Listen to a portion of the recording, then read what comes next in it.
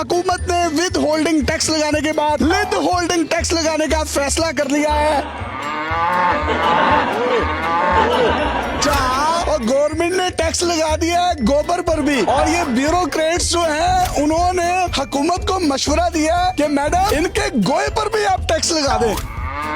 ये देखिए, ये वो डिवाइस है जिसमें से गोया निकलता है और फी भैंस 30 रुपए टैक्स आयद किया जाएगा। ये महीने के 900 रुपए बनते हैं। और ये जिस जगह पर मैं मौजूद हूँ इनके पास 35 भैंसे हैं। तो आप ये समझ लीजिए कि इनका जो टैक्स बनेगा महीने का 35,000 रुपए है। अल्टीमेटली फिर ये दूध की कीमतें भी बढ़ा देंगे। दुनिया न्यूज के मुताबिक पंजाब में 168 गवाले हैं और उनके पास 50 लाख के करीब भैंसे हैं, ये गाय हैं। इन 50 लाख भैंसों पर अगर फी भैंस 30 रुपए टैक्स है तो ये दिन का 15 करोड़ रुपया बनता है और महीने का 4.5 अरब रुपया बनता है और ये साल का तकरीबन 54 अरब रुपया बनता है। अब इन भैंसों का जो गोबर है उसको सुथरा पंजाब बायोगैस बनाने के लिए इस्तेमाल करेगा और पूरे पंजाब में जो गवाले थे वो इस गोबर को इस्तेमाल करते थे खाद के लिए, अपनी फसलों के लिए, जो बहुत ऑर्गेनिक, मसनूई और सेहतमंद होता था। लेकिन अब वो गोबर जो है वो सुथरा पंजाब वालों को देंगे।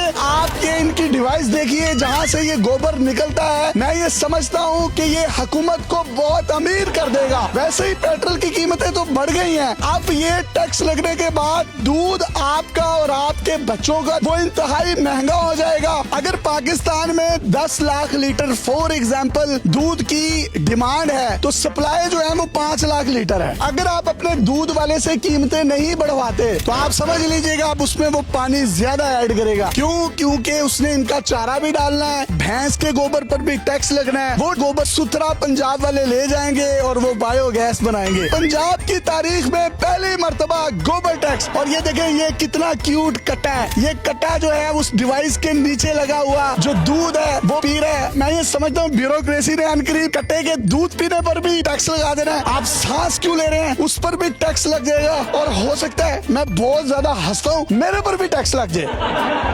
सोशल मीडिया पर कहा जा रहा था कि एक भैंस पर 30 रुपए गोबर टैक्स लगाया जाएगा। हुकूमत पंजाब ये चाहती है कि जो इनके अंदर से टैक्स निकले उसकी गैस बनाई जाएगी। मतलब पहले गाय को गैस होती है तो फिर गोबर निकलता है, फिर उस गोबर की दोबारा गैस बनाई जाएगी। मतलब गैस से गोबर, गोबर से फिर गैस। कोई समझ नहीं आ रही। ये एटीएम मशीन है, इसके अंदर से निकलने वाले गोए की बायोगैस बनाई जाएगी। लेकिन वजीर बल्दियात ज़िशान रफीक साहब का कहना है कि सोशल मीडिया पर ये जो खबरें चल रही हैं ये सब बेबुनियाद हैं। इस पर किसी किस्म का कोई गोबर टैक्स नहीं लगाया जा रहा। हाँ, कुछ गवाला कॉलोनियां हैं, वहाँ पर बहुत ज्यादा गोबर की वजह से गंद डलता है, ताफुन फैलता है। तो टैक्स वाली खबर जो है ज़िशान रफीक वजीर बल्दियात का ताजा मौकिफ आया है कि ये खबर दुरुस्त नहीं है। तो मैं भी सोच रहा था कि इस एटीएम मशीन से निकलने वाले पैसे विद होल्डिंग टैक्स में होंगे या विद होल्डिंग टैक्स में होंगे।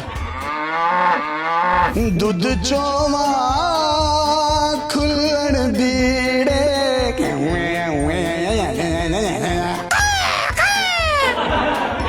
दर्जी दा कख ना रवे साडे सींदा एक तंग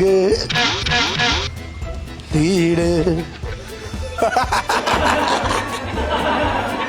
ये देखिए ये गोबर नहीं है, ये टैक्स है। टैक्स पैसे टैक्स लाता ਤੁਹਾਡੇ ਤੇ शर्म नहीं आई ਇਹਨਾਂ ਨੂੰ। बेजुबाना ਤੇ टैक्स लाता है, बांधा ਤੁਹਾਡੇ ਤੇ टैक्स। खबरदार ਤੁਹਾਡੇ ਤੇ किसी ने टैक्स लाया 30 रुपए टैक्स फी का।